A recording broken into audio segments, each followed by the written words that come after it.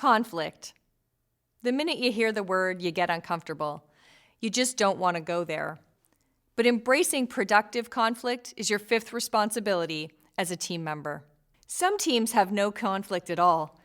You may think that sounds great, but it's a big problem. Teams that don't have conflict have learning curves that are really flat. They also aren't very creative, and they never see risk coming. If you're on a team that's not having any conflict, give yourself a shake. You need to broaden and deepen the discussion.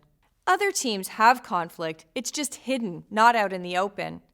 Everyone nods their heads while they're sitting around the table, but once the meeting's over, that's when the gossip and backstabbing starts. Maybe one person quietly shirks his commitments and fails to take action. Perhaps multiple people are gossiping and betraying one another's trust. Unfortunately, team leaders are frequently involved in passive-aggressive behavior. They allow team members to come to them to reopen discussions and to overturn decisions outside of the meeting. If your team is engaged in passive-aggressive behavior, you have got to get the issue on the agenda.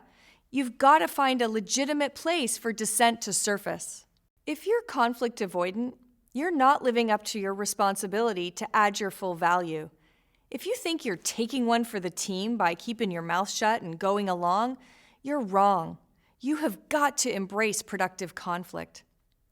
The most important thing to keep in mind is that you can disagree with your teammate without them having to be wrong. The whole concept is that there can be two truths, your truth and their truth, and neither one is right or wrong. That's a really important way to have more productive conflict. Imagine a conflict you're having right now.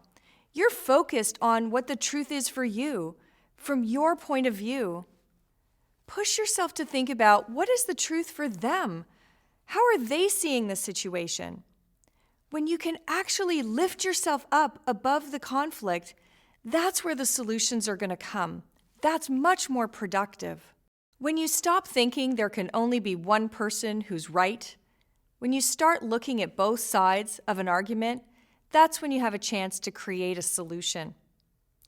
Productive conflict is critical to teams. It's what creates innovation. It's what drives growth. When you change the way you approach conflict, you'll change your team.